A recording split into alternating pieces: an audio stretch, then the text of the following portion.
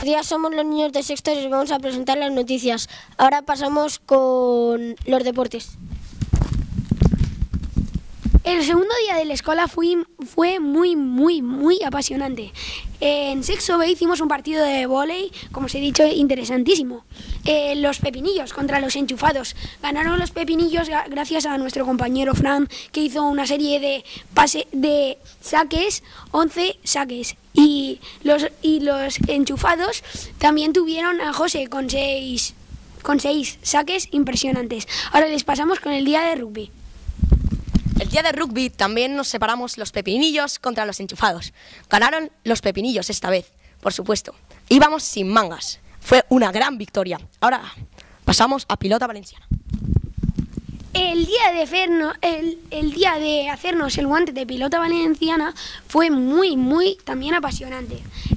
Primero nuestro profesor Carles nos enseñó a hacernos los dedales para jugar al raspall. Después salimos a la calle y...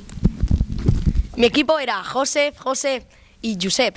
Éramos muy malos, así que perdimos. Ahora les pasamos con el corresponsal de Gestalgar, Alberto.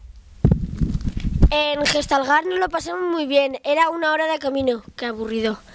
Nos pusieron una película que casi todos hemos visto y cuando llegamos allí nos quitamos la camiseta y nos pusimos a bañar. Nadie se atrevía a entrar, pero cuando todos entramos en masa, ya todos entraron. Fue un entrar y salir corriendo. Después unos amigos nos pusimos a jugar a las cartas. Y ya nos fuimos.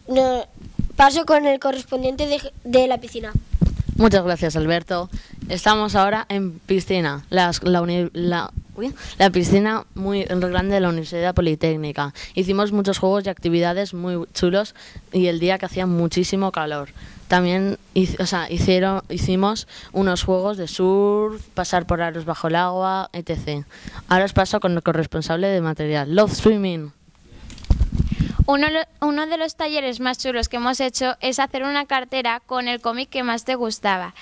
Lo cosíamos y después tenías tu propia cartera. Eso ha sido uno de los cómics y de los talleres más chulos que hemos hecho. Yo os voy a hablar de otro taller que es de hacer un casco tipo Asterix y Obelix de vikingos. Se trata de, con un molde de un globo, untarlo de papel de periódico y después darle forma y pintarlo. Bueno, y aquí están. ¡Adiós!